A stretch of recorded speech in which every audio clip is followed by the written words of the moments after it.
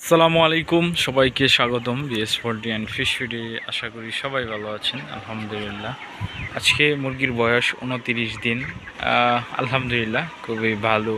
তবে বালুর মধ্যেও একটু ঝামেলা হচ্ছে আজকে 5টা মুরগি স্টক বুঝি না, সকালে 5টা মুরগি মারা গেছে। কি কারণে মারা গেছে সেটা বুঝতে পারলাম না এখন পর্যন্ত। তবে আজকের রাতের মধ্যেই হয়তোবা মুরগিগুলো সেল হয়ে যাবে ইনশাআল্লাহ। আশা করি ভালো কিছু হবে ইনশাআল্লাহ। আর আরও সময় রাখা যেত, কিন্তু মুরগিগুলোর আমেশাই 14-15 দিনে যে আমেশা ধরছিল ভাব ছিল, ওটার মেডিসিন 3টা ডোজ করা হয়েছে। 3 দিন 9 দিন বা 4 দিনে 12 দিন, এরকম 12-13 দিনের মতো শুধু আমেশার ডোজ করানো হয়েছে, কিন্তু কোনোভাবেই আমেশা ছাড়ানো গেল না, এখন পর্যন্ত রয়ে গেছে।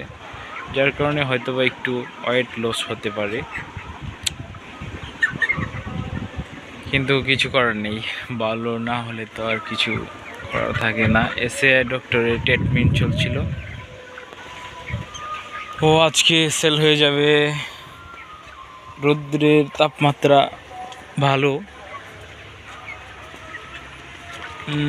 তাপমাত্রা যেমন বাতাসও তেমন, যার ফলে তেমন একটা সমস্যা হচ্ছে না বাতাস থাকার কারণে।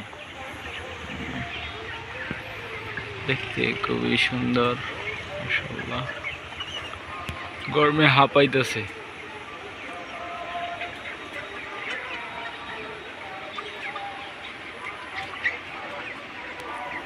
খুব সুন্দর।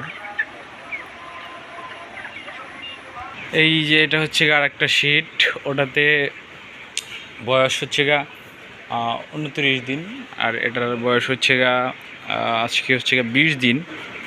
এটাতে গ্রোথ মোটামুটি ওরকমভাবে আসে নাই, যা আসছে আলহামদুলিল্লাহ।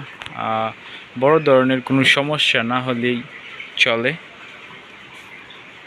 তাতেই শুকরিয়া। কারণ হচ্ছে এর আগে আরও 2টা বেস করা হয়েছিল, ওগুলোতে আমরা লস খাইছি, অনেক টাকা লস হয়েছে আমাদের। এই যে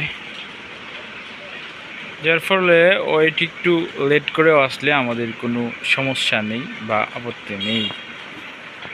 তারপরেও মুরগিগুলো ভালোভাবে সুস্থ থাকুক এবং লাস্ট পর্যন্ত টিকে থাকুক, এটাই আমাদের প্রত্যাশা আল্লাহর কাছে।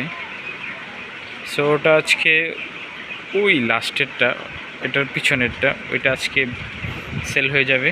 আর এটা আরও বেশ কিছুদিন থাকবে, তারপরে ওটা 10 দিন গ্যাপ থাকবে, এরপর আবার ওখানে বাচ্চা দেওয়া হবে ইনশাআল্লাহ। সো সবাই ভালো থাকবেন এবং লাইক কমেন্ট করে পাশে থাকবেন, সাপোর্ট করবেন। সবাইকে অনেক অনেক ধন্যবাদ। আজকের মতো এ পর্যন্তই। আল্লাহ হাফিজ, আসসালামু আলাইকুম।